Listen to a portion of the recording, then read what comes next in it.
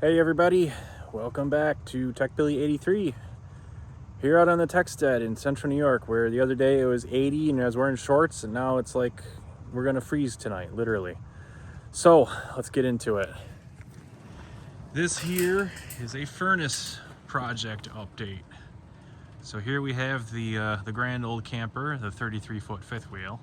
It's got a little stuff on there from the other location it was at, where the other chimney was. And here we have the furnace. So I got the furnace on the skid. I got it all tied in. We got our return ducting down there. We got our supply ducting up here. Inside these yellow PVC accordion tubes here, there is a 10-inch insulated flex duct. So we peel back the curtain here. Well, we're not going to be able to peel it back enough, but you can kind of see there where the galvanized pipe comes up, and then there's a 10-inch flexible insulated duct on there, and that's our hot supply. Today after work, I got wrapping this up with what the hell is this stuff called? Rockwool. To insulate it and increase the efficiency. Up there on that camera, you can see that's a 2-element camera. That's because that is actually a, come on, go back to 1x. That's a thermal camera, so that's dual spectrum. And, obviously this thing was shedding quite a bit of heat when it was running. So ran down to Lowe's real quick. Got some Rockwool insulation, because Rockwool is fireproof. It will not burn. It is made from blast furnace slag, and it's a spun fibrous product, so you don't want to breathe that stuff in. But at any rate, it looks like a stack of hay. Yeah, so I'll show you inside the camper how I actually tie into the camper heat duct. Right now I'm working on the roof, so I got some steel stud that I'm using as purlins for the roof, and then basically I've got some corrugated tin that I'm just gonna self-tap into that. So I gotta get this steel stud on there for both sides and then get the tin on. I want to try and get the tin on tonight. All right, so here's how we're doing the air delivery. So remember I was saying I wanted to, get a pipe or something, and then it just dawned on me. I took that collar right off. That's where the air blower was. So I took that right off, and then I had a flush face with a hole in the side there, or on the hole was right on the flat part of the front plate of the furnace there. So then I just took some 2-inch square tubing, welded a cap on it, drilled a hole on the back side of this tube that goes into the firebox. Then it comes around over to here, and this is where we're going to put our PVC electrically controlled damper valve. So if I can fit in enough stuff tonight, I'm going to try and get that built. And then basically what I do is I have a thermocouple. I'm going to drill a hole in here in the exhaust side, or the exhaust stream, so that I can measure exhaust temperature. And if we can, you saw where it was earlier. We'll get a probe, a temperature, a thermocouple probe into the hot air stream as well, so that we can monitor the air going into the camper and then the exhaust stream going up. And then basically what I do is I have Home Assistant regulate the electric damper valve that's going to go on the end of that to supply air and keep the stack temperature at around 300 degrees to make sure we don't build creosote. The Rockwool right now is held in with mechanics wire, so I welded some washers on there real quick just to have some anchor points to put the mechanics wire. Got that at Harbor Freight. These little spools of goodness that, if you unwind them the wrong way, you're going to have a bad day. This mechanics wire is temporary. What I plan to do is cut up this cattle panel that you can get this Tractor Supply, this big fence section here. cut that to the right sizes and shapes, and then just butt that up against the Rockwool and then weld that in. Or maybe I'll weld the bottom and then leave the top so that it can be like bent outward in case we have to ever replace the Rockwool. But you know, that's why I kind of want to get this roof built so that there's no condensation or rain or anything or snow landing on the furnace. These things across the front here are extra wide because I plan to have like some sort of a track and either have a curtain. It's probably going to be a tarp curtain, just to keep, you know, precipitation off the front of this. But you know, all three sides are, and the roof is going to be corrugated tin. And go figure, there's just about enough space in there to fit another whole layer of Rockwool. This is like the 8-inch thick, it's like 7 point something. It's made for like 2x8s. But after I get the tin ready, I may just buy more Rockwool and put that in there just to give it extra support. I don't know, we'll see. But yeah, she's running. We got flames, so it's doing good. I threw some coal in there. So I just had this bag of coal just sitting here for, you know, forever, so I just threw it in there, and I don't know, I don't think it's really getting hot enough. Anyway, let's go over here, have a look-see at how we tie this in. Come on, I need more than one hand. Alright, so hopefully the camera is gonna get enough light here to do what it needs to do. So that big black square thing there, that's an 18-gallon Walmart tote. It's just a Sterilite, you know, plastic tote. And on the one far end, I cut a big hole and put a 10-inch collar on it. And on this side, I put four 4-inch collars. I'm only using 3 of them, so the one's like just zip tied off with a bag over it. And then all of this ducting in here is the original camper ducting. Actually, the original camper is the crisscross pattern that you see there. And then this accordion stuff is the aluminum accordions ducting you can get at Lowe's.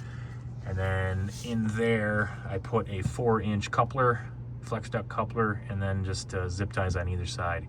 So it's very easy to go back to the original configuration for the camper.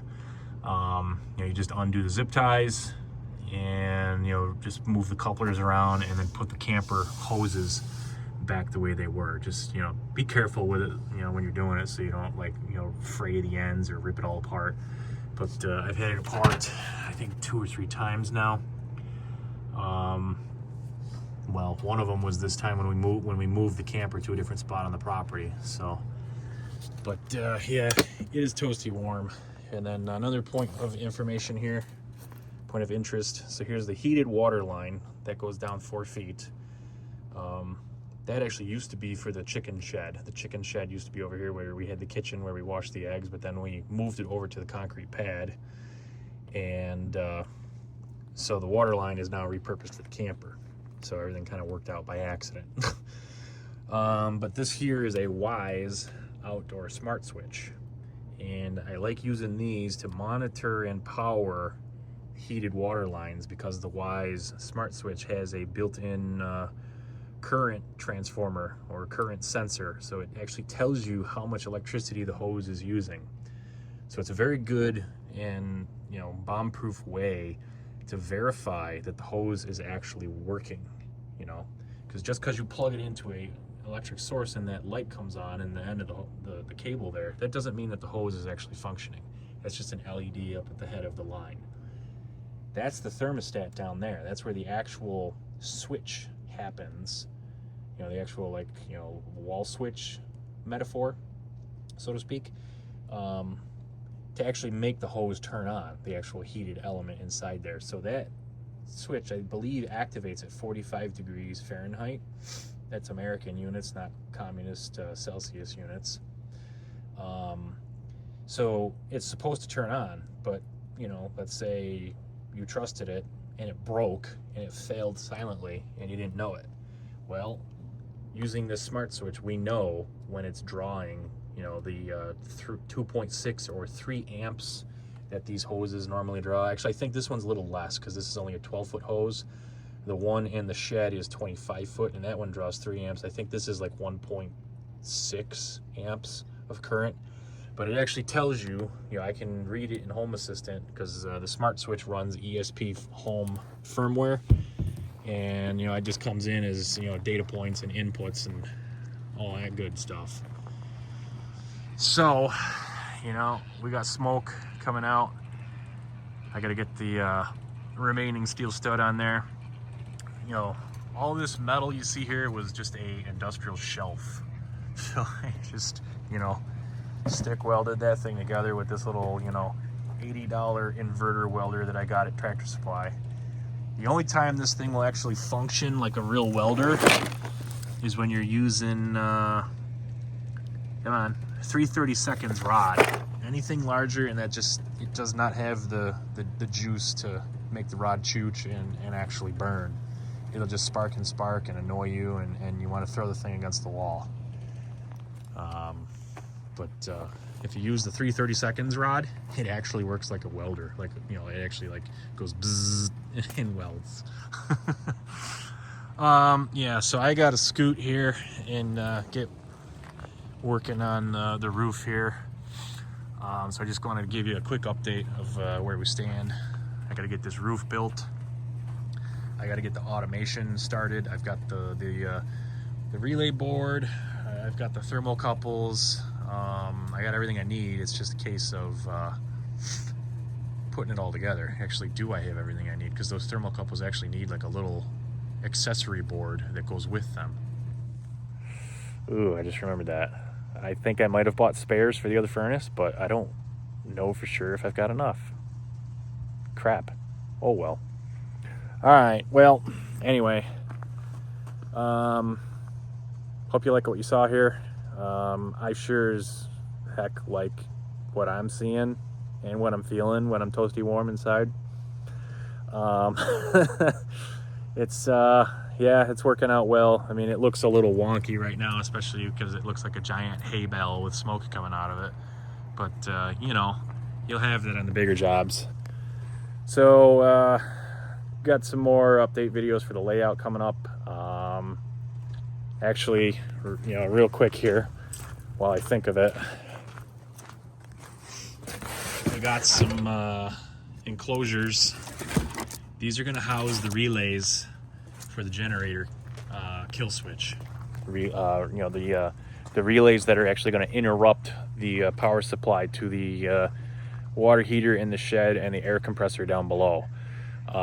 So at some point we'll have a video of that out. I mean, I haven't, that project's good. I mean, the generator's installed, it's actually functioning. Load tested it quite a few times, and it's working good. I got to get an air filter for it because right now there's no air filter on it because the setup that I had to use for the carburetor, in order to draw enough vacuum on the propane system, I had to put a little throttle or like a carburetor extension, it's like a riser that adapts to an industrial air filter for the Kohler engines. So if I can find like that, the rest of that air system, I'm gonna put that on there. But if not, I'm gonna have to like just probably get like a silicone collar and just you know, pipe strap or pipe clamp or, you know, hose clamp. That's what I'm trying to think of. You know, the screw type hose clamps. Just hose clamp the hell out of it and cinch it down real good so that you know, silicone from the carburetor to a filter element of some type. Yeah, I got a lot of stuff to do, and it's getting cold, and this is the time of year where everybody else wants projects like wrapped up right before snow flies, so it's crunch time. So I will catch you guys later, and have a good one. Take care. Oh yeah, like, share, and subscribe, and all that good stuff.